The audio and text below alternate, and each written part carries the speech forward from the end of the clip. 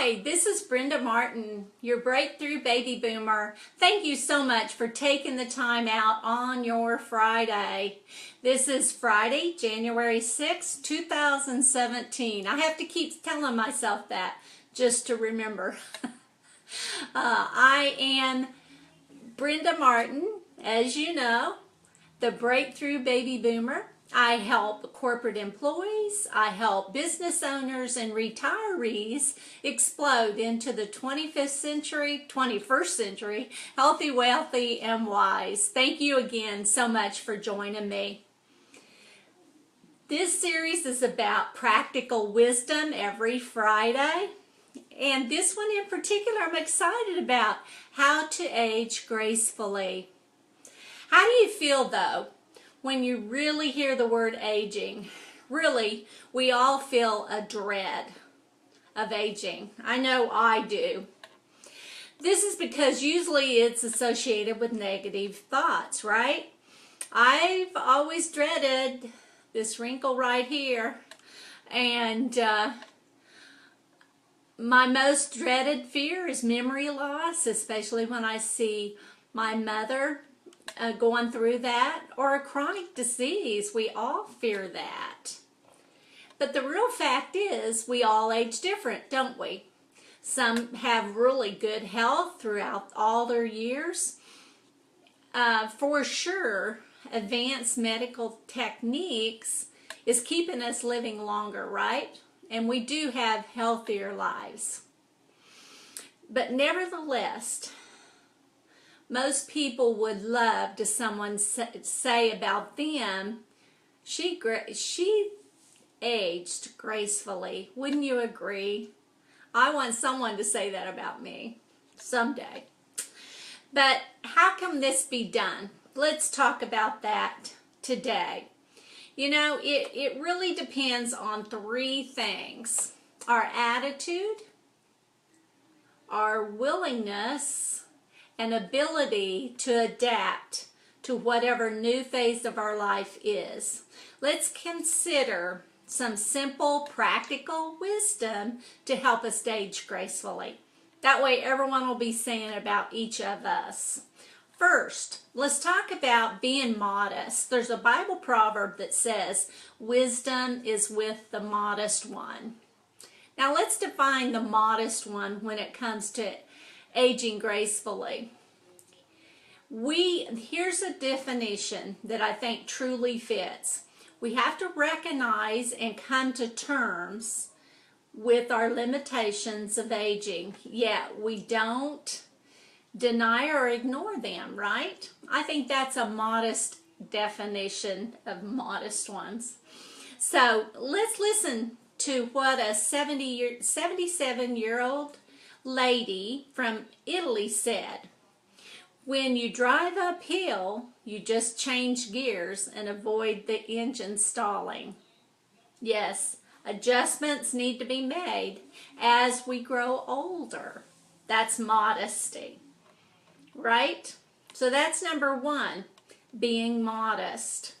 Number two, being balanced in our dress. Hi, Cheryl Browning. Thank you for joining me.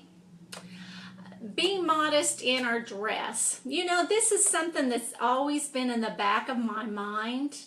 How would I adjust as I get older? But appropriate dress, it does denote balance and good taste, right? But we all have to figure that out for ourselves. A lady, her name was Fern. She was 91 years old in Brazil. Here's what she says. I buy some new clothes once in a while just to boost my spirits. That's my favorite. I try my best to look. Here's another one. Now this is from 73-year-old Antonio in Brazil. He says, I try my best to look smart, wearing clean and fresh clothes, he says. And then he adds, this is my favorite, I shower and shave daily. All men should take notice of that, right? We appreciate that. Here's a woman that is 69 in South Korea, and she has a balanced view about clothes. Hi, Mary Lou. She says, I'm quite aware that it's not appropriate for me to wear some of the clothes that I wore when I was young. Well put, don't you think? So, number 2, be balanced in our dress.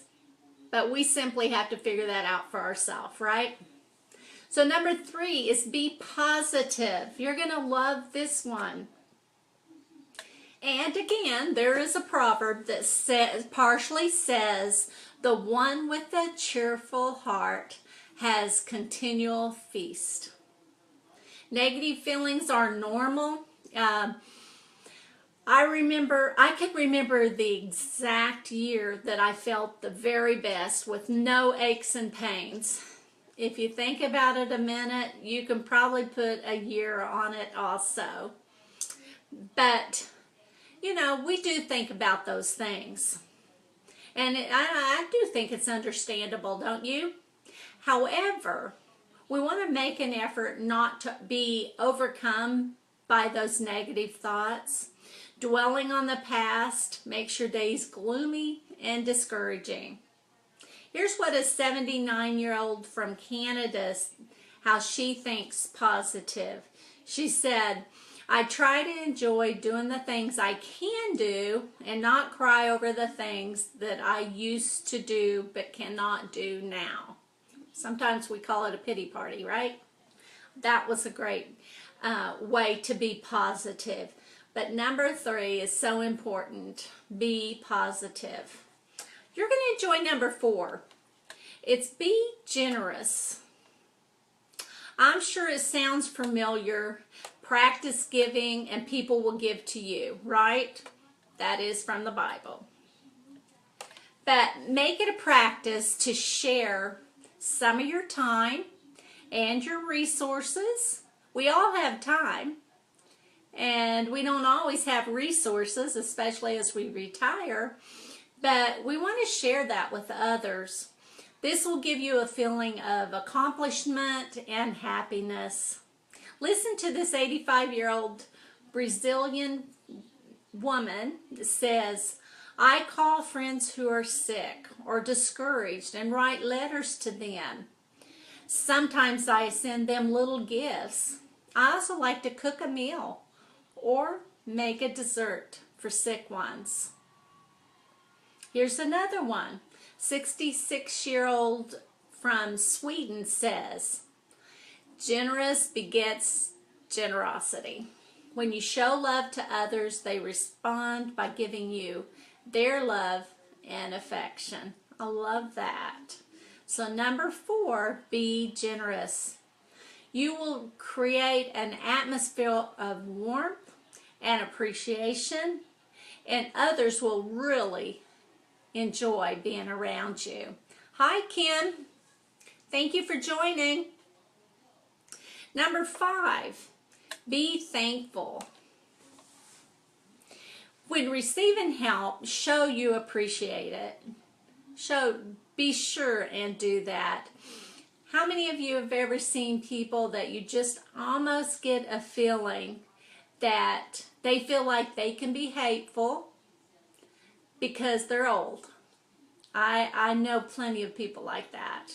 Simply put, expressions of thankfulness help to cultivate good relationships, and they replace isolation with friendliness. This is very important. Replace isolation with friendliness. Here's a proverb that truly fits. Whoever isolates himself pursues his own selfish desire. He rejects all practical wisdom.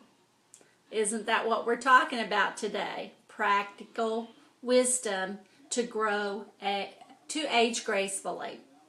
We all have to admit we need quiet time, right? I know I do.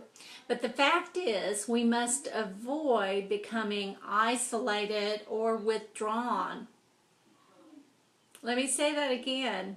The fact is, we must avoid becoming isolated or withdrawn. Listen to this advice from people that replaced isolation with friendliness.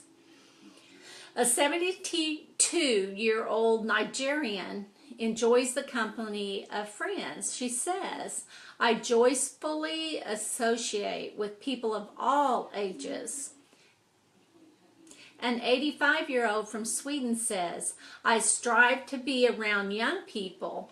Their vitality makes me feel young again, at least inside. So what can we do? Take the initiative to invite friends over occasionally. Listen to what this South Korean lady says. Or it's a man. A 72-year-old South Korean says, my wife and I like to invite friends of all ages, elderly ones and teenagers, for a get-together or a dinner. The fact is true. Friendly people communicate. But since communication is a two-way street, what to do? Make it a point to be a good companion. This is so important and such a good reminder for us. Show personal interest in others. Listen to the advice of this 71-year-old from Mozambique. She says, I am friendly and treat others with dignity. I listen to what they have to say in order to find out what they think and what they like. How good is that?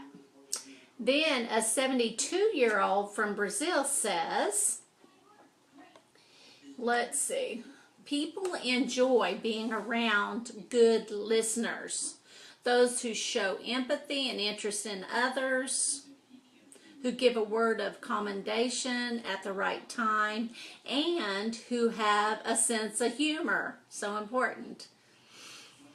That was great advice. So when expressing your thoughts, remember, season your words with salt.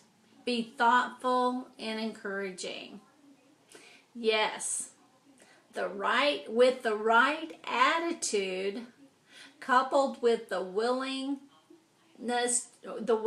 to adapt to whatever our aging situation is, it is possible to apply wisdom to age gracefully. Thank you so much for being with me. I appreciate you sharing a little bit of your Friday. Have a wonderful, wonderful weekend, and I'll talk to you on Monday noon on health. Thank you so much. Bye-bye. This is Brenda Martin, your Breakthrough Baby Boomer.